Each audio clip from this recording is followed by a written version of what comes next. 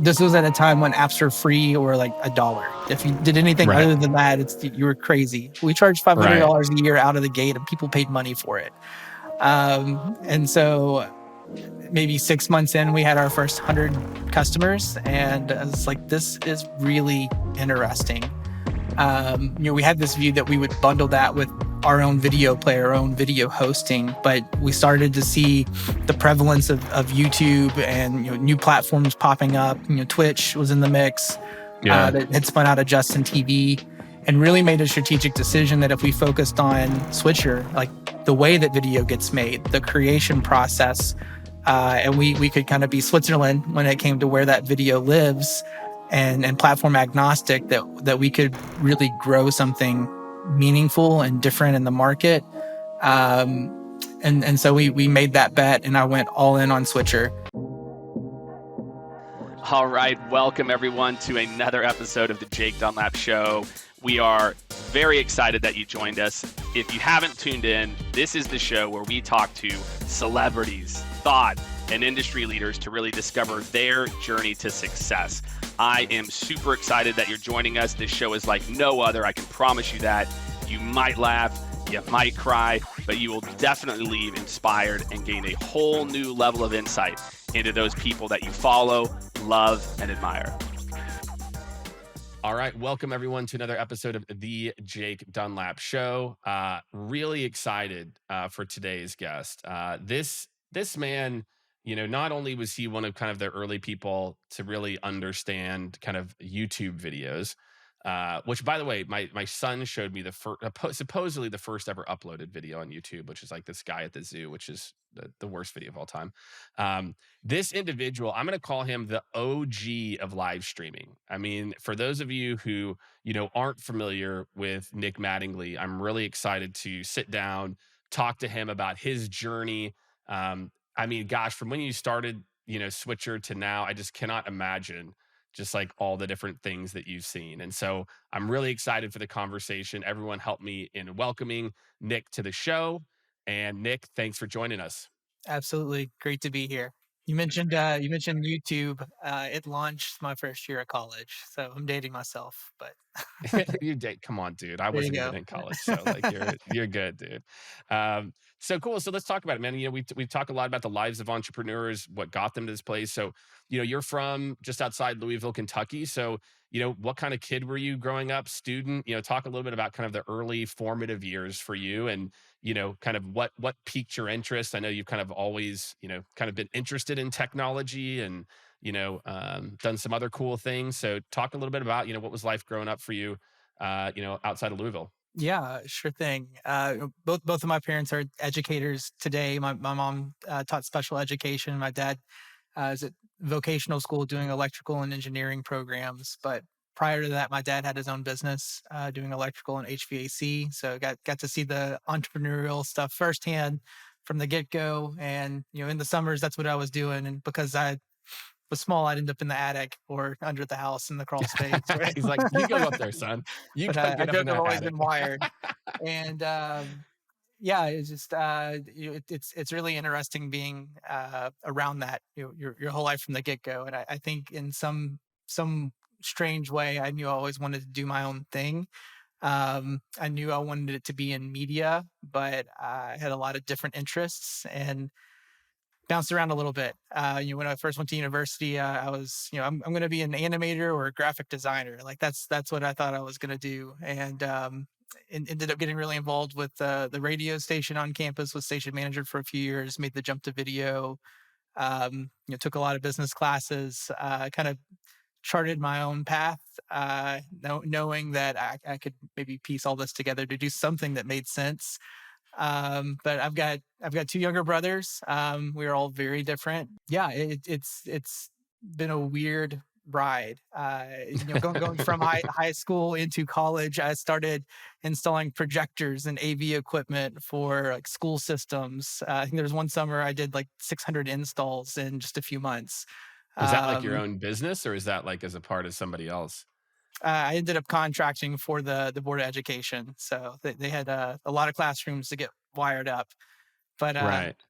From for those of you who don't know, it's probably like, was it from like I don't even remember what those things were called. Like, what were We those started things moving to the called that? smart boards, Yes, there were smart boards, but what about like what did I have? Like you had the like the TV on a cart. projector thing, yeah, where it's like there's this thing, it reflected light, and you wrote on them with a marker, Oh, what and are then those called? I know. Yeah, it's the aren't big they glass project like box. yeah, It's a like an old magnifying school glass with a projector? Yeah, it's spotlight. like a magnifying glass. I'll put a link just so all of you can kind of go take a look at what I'm talking about. You're like, Jake, wow, like you might be really old. So okay, so you know, again, so grow up, you kind of have like this interest in technology or just kind of like things and gadgets. And then obviously it's kind of like streaming and some of these other things, which is kind of interesting, or like connected technology and devices. And then, when like you kind of briefly touched on this, when you go to school, you start to get into like radio. So I understand you were the station manager, right? For station manager for your university radio, where you were Yeah, managing the budget. Bellarmine Radio, and when I came in, they were doing, classic rock. I was like, What is this?" So we did a complete format change, like, it actually turned into a college radio station, played the kind of music you would expect, built out the new radio automation system, had schedules and programming, got a lot of other students excited about it and hosting their own shows. So there's a lot of specialty programs with like really niche content. We started booking concerts on campus. We ended up being the second largest funded organization in the university while I was there, because we Wow. were just like delivering so much value to the whole university through what we did with the station at that time. And a lot of that's carried forward. That's typically dependent on who's involved and who's participating, and it ebbs and flows, but it was really cool to see what the people had put in place before we came into that, and then where we were able to take it. And it was in that part of my life that I met my wife. We had a radio show called Word to Your Mother, played a lot of 90s hits. And she actually worked in Switcher for a few years early on. I joked that she was my first investor. She let me be crazy and go do this 2 years without a paycheck, so we could figure things out. That's cool, man. And were you ever on air? Did you do well, you mentioned like you did the word to your mouth, like, or were you more of like the guy behind the shows? I did a little bit of everything. I was Yeah. managing budgets. We were doing PR, and like we had station call signs from like Red versus Blue Team. I don't know, it was like the Halo YouTube channel at the time, or there would be like larger artists coming through town for concerts, and we'd get an interview with them, and they'd say, "You listen to Bellarmine Radio." Wired up all the hardware, bought all the stuff, switched out gear a few times, built a streaming app so you could listen from your phone, not just from a Wow. computer. And this Partnered is with a like, low just so power people know, FM this is like station. early 2000s, right? This is There like you go. 2008, 9, 10. Yeah, This isn't exactly. like, wow. So you built that. So that kind of leads to where like you're headed as a part of this. And then like once you graduate, like what made you, I mean, obviously you started kind of doing your own thing relatively like soon before before Switcher. Like what made you, I guess, like instead of kind of continuing, I mean, you could have easily continued down the radio path, right? That could have been a very logical. What made you want to kind of go and kind of do your own thing and work as start your own consulting firm? So we actually introduced live video for some of our talk show programming through the radio station, and this was at a time when most live video on the internet would be like soccer games, Major League Soccer or NASA Yeah, of course. satellite launches. Like it was possible, but it was expensive, and the hardware was, I mean, webcams not so great. Yeah, it Um, sucked. but got a taste of video, and started doing uh, some independent video, and it just seemed like that was a medium where it all came together. Like for me, that became so interesting, because you've got to have good sound, you've got to think about lighting, you've got a story to tell.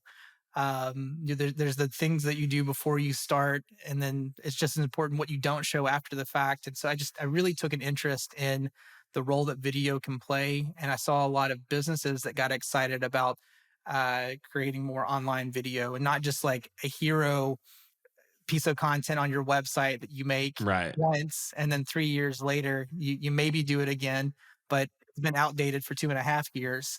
Really, this idea of like taking ownership of making better video more often. And so before I had left school, we'd already started doing a lot of this on a like contract basis and spun up an agency where we started to really specialize in that for the SMB customer and media and small market TV and radio stations. And were you still in like Louisville area then?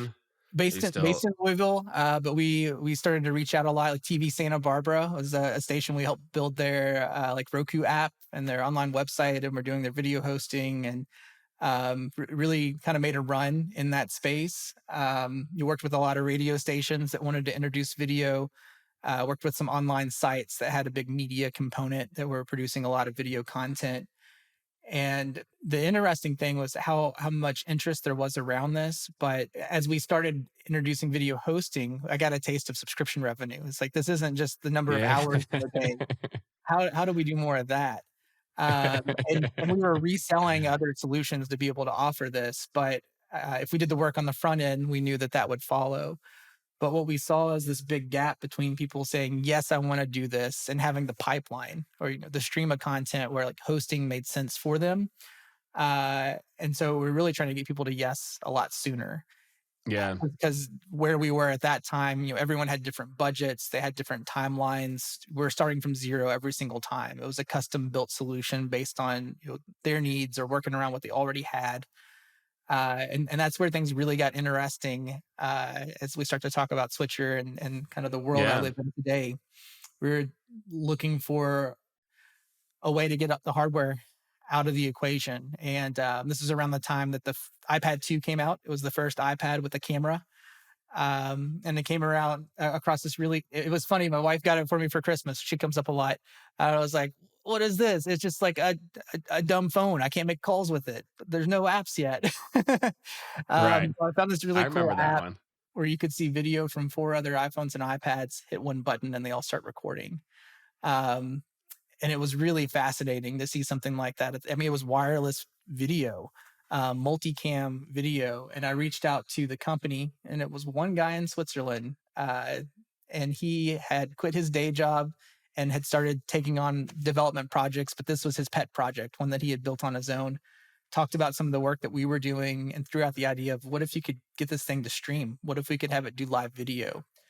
And 6 months later, he came back with a proof of concept, and we had everything wired up and said, let's give this a go. And this is before Wow. Meerkat. This is before Periscope. This is before Periscope, the all that wave of shit. It's like, like 2014 for everybody. It's like 2013, 14, just for everyone, kind of yeah. out there. You Periscope later folded into Twitter and became Twitter, Twitter's yeah. live streaming bit, but we were right on the front end of that as far as like using mobile phones to do live streaming and really thinking about how we could simplify that process. Yeah. And so how did you, I mean, so again, like you had a successful services business, right? And like you said, you kind of got that taste of that, like, ooh, that MRR, uh, which, as somebody who runs a, successful consulting firm, trust me, I can definitely relate. So like, I guess, when you've got this business and, you continue to operate the consulting for a little bit, at what point were you like, all right, I'm going to go all in on this, cause this is still early. It's still like people are, they're like, yeah, this is cool, but how do you monetize it? Like, it was just like people are building cool tech, but now, a lot of like the streaming or vines and other stuff too. But it was like, okay, how do you make money? So like, how did you make the decision, to kind of go all in Yeah. on Switcher? So with our agency, it was Silver Sun at the time. We had clients that would either pay us to make video for them, or they drop tens of thousands of dollars on gear, 100,000 in some cases, just on equipment before they ever get Right. started. And here I've got this idea of like, let's use your phone. Like Instagram exists, so you can put filters on your not so great phone pictures. Yeah, Instagram was Um, like just starting to pop a little bit then, right? Yeah, I guess right. it would have just been like just starting like 2012, 13, 14.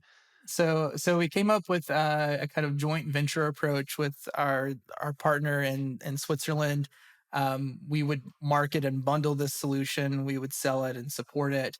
And he was taking the feedback that we had and continuing to build on top of this. And as we got customers, we shared in that, and that was kind of our arrangement. This was at a time when apps were free or like $1. If you did anything Right. other than that, you were crazy. We charged five hundred Right. dollars a year out of the gate, and people paid money for it. And so maybe 6 months in, we had our first 100 customers, and I was like, this is really interesting. We had this view that we would bundle that with our own video player, our own video hosting, but we started to see the prevalence of YouTube and new platforms popping up. Twitch was in the mix, Yeah. that had spun out of Justin TV, and really made a strategic decision that if we focused on Switcher, like the way that video gets made, the creation process, and we could kind of be Switzerland when it came to where that video lives, and platform agnostic, that we could really grow something meaningful and different in the market. Um, and so we made that bet, and I went all in on Switcher. Stepped out of the agency, and this was the 2 years bootstrap, self funded. Also pulled in a few other people to help. So we had multiple co-founders. There were five of us when we started, and spun up an LLC, and had the next iteration of this kind of joint venture going on. And so it wasn't like we raised money out of the gate.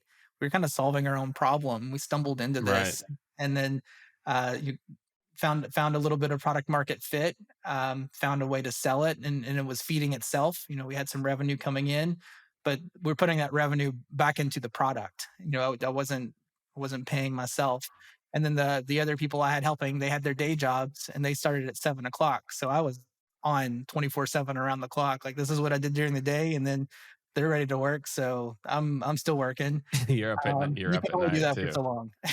Yeah, exactly. I think like it is easy. I mean, kind of like when you're younger, no kids, like it can be a little bit easier to get in the grind. And when did you start to think about again like Facebook? I mean, obviously, because these things were so new, Hmm. right? And like YouTube Live, I mean, YouTube Live wasn't. I mean, all these things are not that old. It's kind of funny, like how soon we forget just how how new most of this is, in terms of like streaming. And I guess it's like so you're kind of helping these like content creators. How do you then start to form some of these big partnerships? Because you guys were early on a lot of these. I remember I was one of the first like LinkedIn live streamers, Hmm. and we use Switcher. So you guys have managed to be very early to a lot of like live, streaming. So like like I think it'd just be interesting. Like how did those partnerships come about? Like, how did you like have the foresight? Or was it I don't know, luck or whatever. Like, how did you kind of realize, like, hey, we need to have the partnerships to be able to not just create, but also making sure that we can then immediately connect to some of these platforms? Yeah, I think this is the interesting thing about big partnerships is you hear about them in the news cycle, and it seems like something happened all at once, but really it was 2 years in the making. And that's really the story behind our relationship with Facebook. We were a launch partner from day one when they introduced live video. We're the only mobile app that they officially supported at launch in 2016. If you're making video from your phone, they wanted you using your phone and the Facebook app, and we I were remember. differentiated enough in our wireless multicam that we kind of got the pass. And so that through the work that we had been doing, we had gotten some attention. We had built some relationships. We'd attended industry shows, and we had some high profile customers that leaning into their networks kind of heard the rumblings, like knew that this was coming, and through one of those relationships got an intro to the product team at Facebook and management, and we're able to work with them very closely leading up to the rollout of Facebook Live. So that was a big turning point for us. That's also the year that we restructured the company as Switcher Inc. And so where we went from a joint venture to like this is an investable company. We brought in our first round. I had to go back to my founders that we all had pretty equal splits at the time and be like, this is going to look a little bit different with us going down this path, but I think we can do Yeah, something big here. And that was really hard. But I bet. looking at where we are today, we're all here in the company. We've been able to grow the team, and we've got customers in 115 countries all over the world. There were 2 million videos made with Switcher last year, and this feels like just the beginning, even though I've been at it for more than Totally. I can count. Well, and it's good. I mean, it's probably good. I mean, like, yeah, I mean, you're seeing a lot of just different random small companies pop up too, or they pop up and get acquired as well. And, you guys are doing it early. And then what about YouTube? I mean, obviously YouTube Live is, a newer. How did you, again, kind of get in early on YouTube Live too? Because again, to go from like being like the only kind of sanctioned Facebook Live app, and probably the interesting part is I bet a lot of people have used Switcher and may or may not know that like that's what they used, Yeah, especially like the in this people like watching time period. content probably are less aware of how that video is getting made. Totally, Yeah. So when I say there were 2 totally. million videos made with Switcher, what's the multiplier effect on how many lives we've Yeah, how touched? many How many people have views? seen that content? Exact. It's funny, we've got a, like, internal leaderboard of, like, celebrities that have popped up in Switcher videos.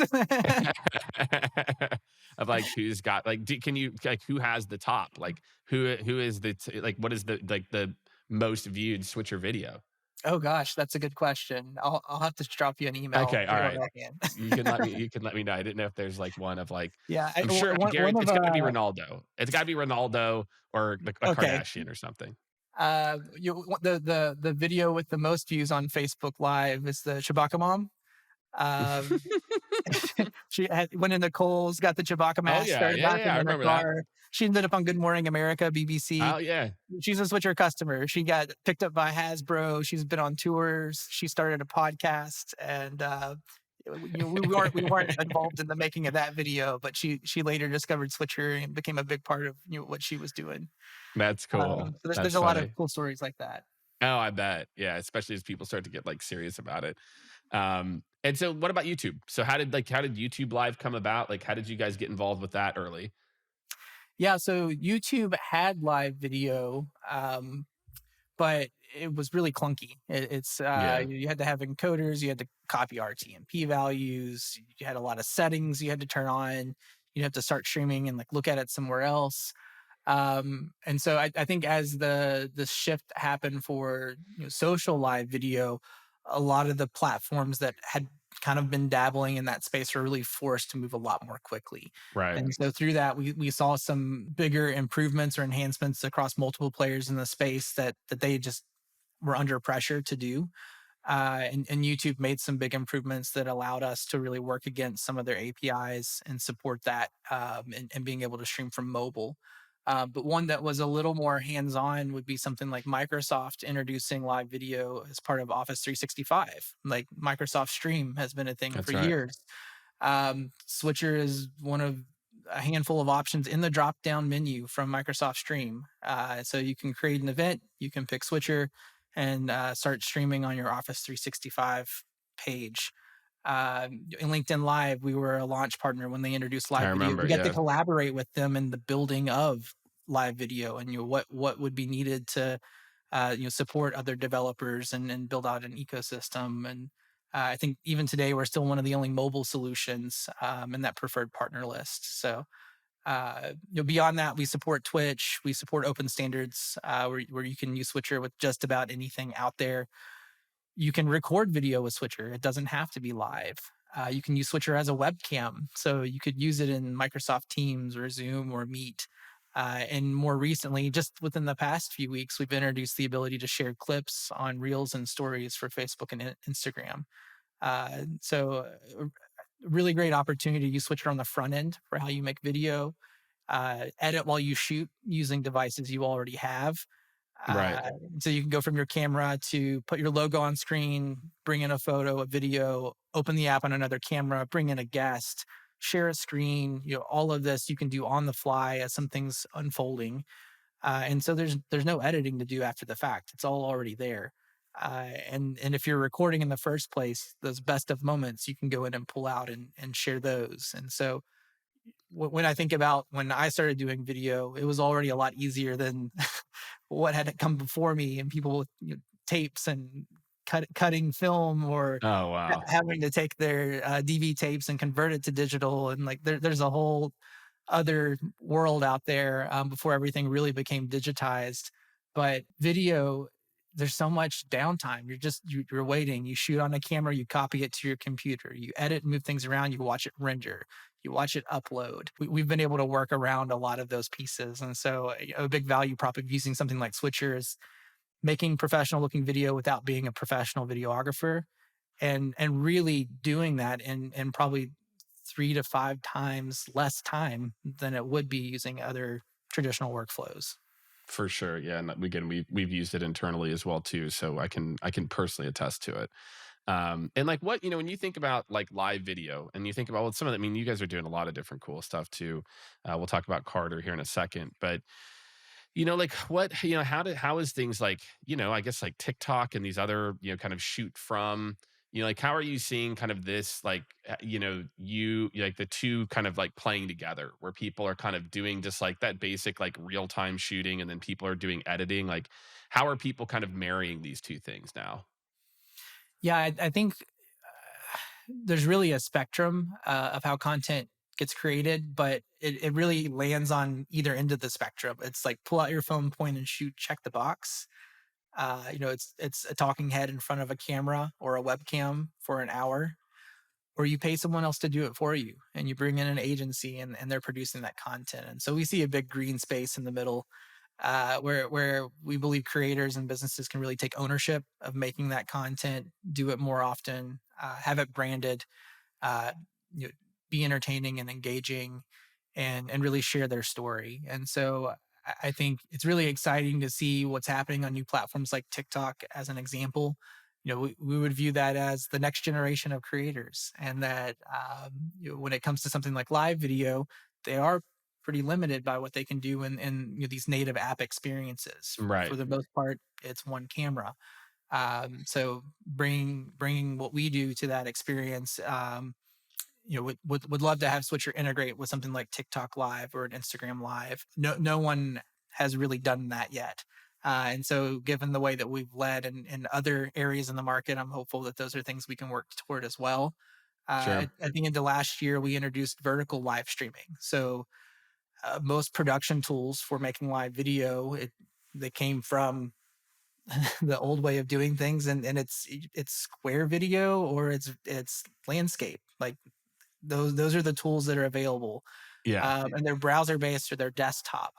I think Switcher might be one of the only vertical multicam video solutions in the market that could be live or recorded, and we've got that on Facebook, YouTube, and Twitch today. And you can choose to do landscape or vertical.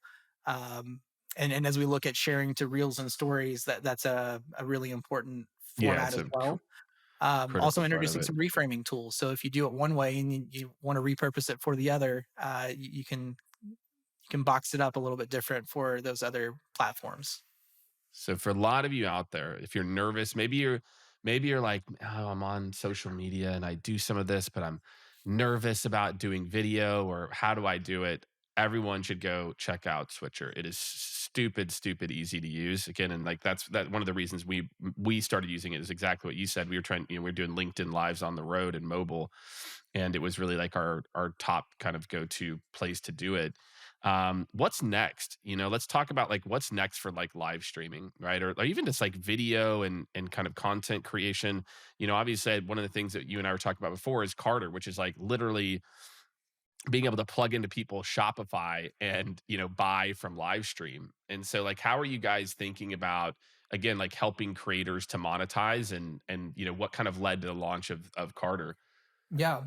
So a lot of our success up until now, and even on a go forward basis, has come from categories like sports, news, podcasting. It's events, it's things with a day, time, and a place. There's content and audience built in, and there are a lot of categories beyond that where we see video being made. But as we cast forward and really kind of look at what's happening in the world with or without Switcher, there's this really interesting thing happening around video commerce, using video to sell products. And we're seeing this on a lot of the social platforms. We made this bet a few years ago and started investing and moving in this direction. And now we're seeing it actually start to accelerate very quickly in the space. Twitter has added a way where you can link your Shopify account and sell products. It, TikTok's experimenting with live shopping in the UK. Pinterest is playing around with video now and trying to make shoppable content. We introduced a product called Carter that's available in the Shopify App Store. It allows you to create collections of products and have those appear inside of the Switcher app. So if you're using Carter and Switcher together, you can very easily feature products during your videos made on Facebook Live.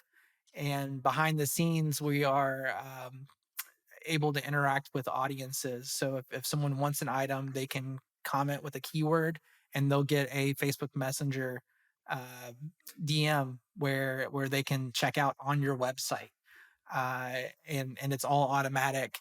Uh, it's going to ask the size and how many, and kind of guide people through that process.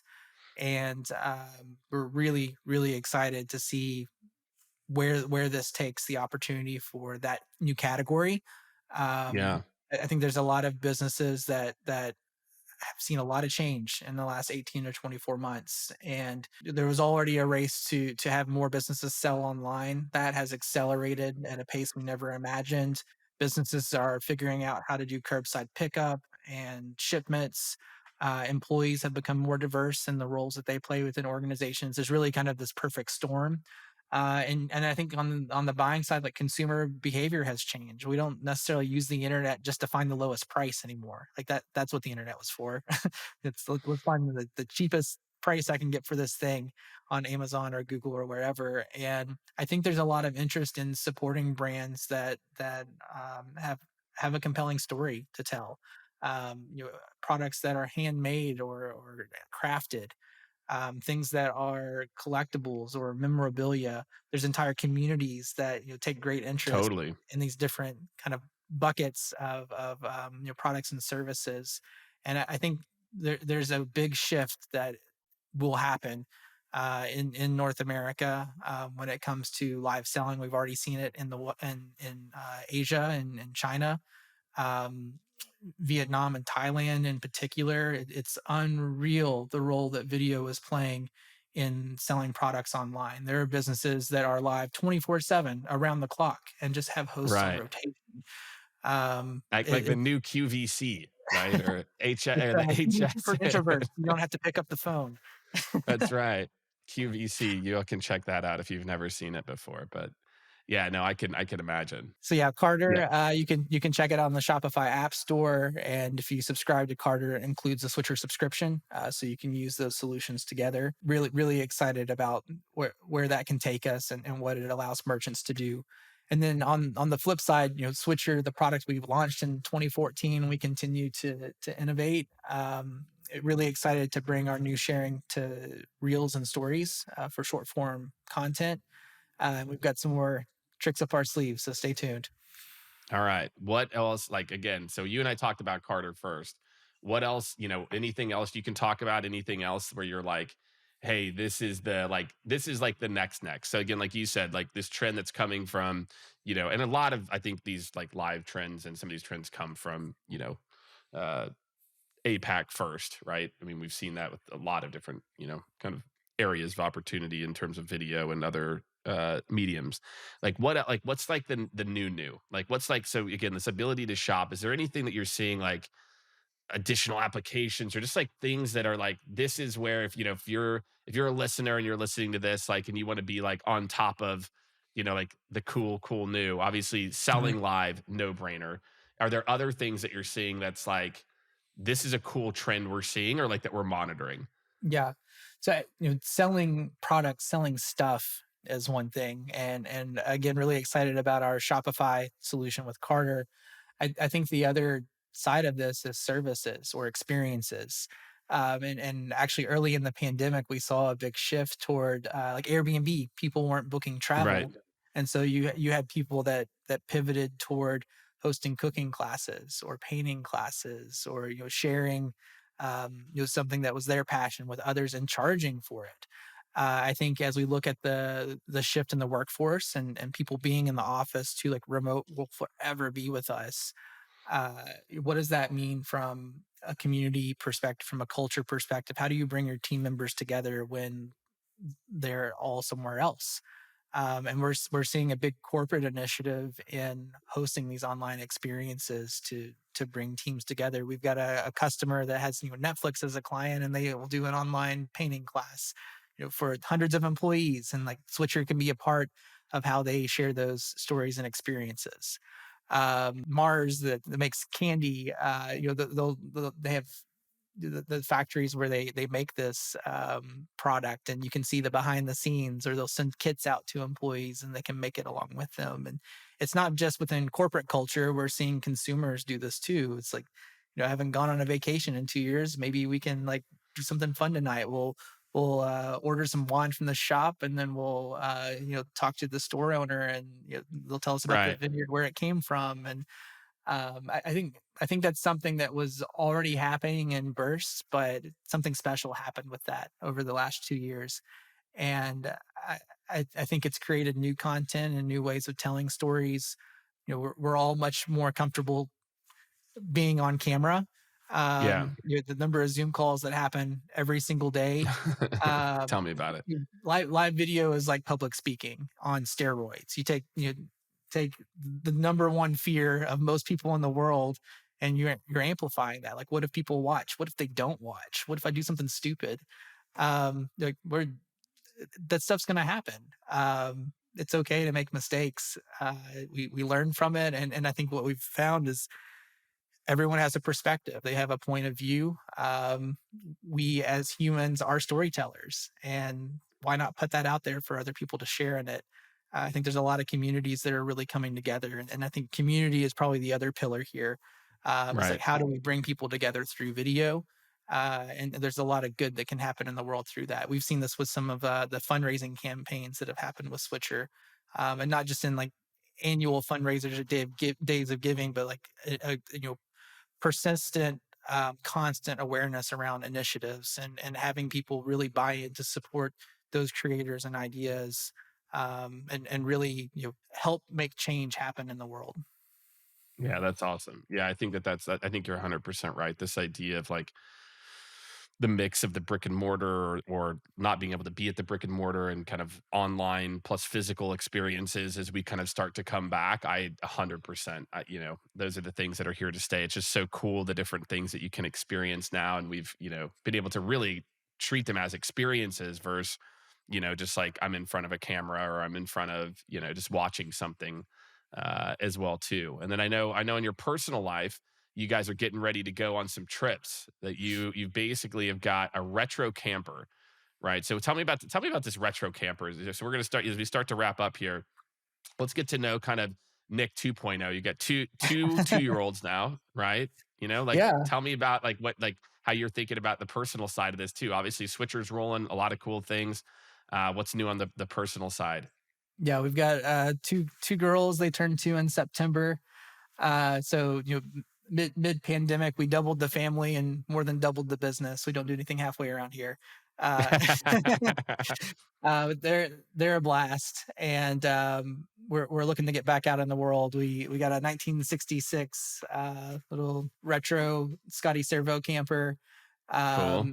super lightweight. The guy that we got it from, he had twins, so I guess he Oh probably gave me a wow. deal. But it's super cute, and I loved camping growing up. I had a group of buds we used to go over summer, and looking to bring that into our family. So we'll start them early. Love it, man. Well, that sounds like a lot of fun. Where should people follow you? Can you follow along on the journey? Obviously, Switcher, like I'd hope that you're going to be documenting. I'm gonna have to start a vlog or something. I think you're gonna Let have me to, work on right? You that. can't, yeah, I think you're gonna have to. So we'll get with your marketing team, and they'll get that rocking and rolling, or maybe Right on. maybe your wife, who seems to have been kind of a catalyst for a lot of this too. So well, look, Nick, I really enjoyed the conversation. I think our listeners will definitely have as well too. I think, kind of your story and your passion for kind of like what you're doing. Again, and like the cool part I think too is like, Nick built this like amazing tech company, and he did it kind of his way. He kind of put it together. He built this crazy thing. It's called a profitable small business first, right? Which is like wild. And then went out and raised money, did this whole thing in, Kentucky as well too. And, for anyone out there who's listening, I think you kind of you think tech, you're like, oh, if you're not in one of these major markets, you can't. It's like, nope. Like there's a lot of opportunity all over, but you've got to be willing to go out and partner with someone on another side of the world, and then find other people and get scrappy and make it happen. And I'm sure as you look back, you didn't know necessarily exactly what was going to happen from it, but it's these random, kind of encounters and the ability to go out and make it happen, as to why you're so successful. So Nick, I appreciate you sharing your story with me and with everyone listening in. Awesome. Thanks, Jake. It's been a blast. And if anyone wants to learn more about Switcher, you can check it out online at switcherstudio.com. That's right. And we'll link to it in the show notes as well. So thank you, Nick. Thank you, everyone. And we will see you next week on the Jake Dunlap Show. All right. Thank you so much, everyone, for tuning in to another extremely fun and interesting episode. I thought it was fun and interesting, so I hope you did too, of the Jake Dunlap Show. Really great, just breaking down everything that makes people who they are, the success, the trials and errors, and I hope that you enjoyed it as much as I did. Make sure to subscribe on your favorite platform, and make sure, more than anything, to go over to jakedunlap.com. That's where you're going to stay up to date on all the latest guests, additional details, prep notes. We're going to be sharing everything on jakedunlap.com. So go ahead, go over there. You can subscribe there as well too, and we will see you next week on the Jake Dunlap Show.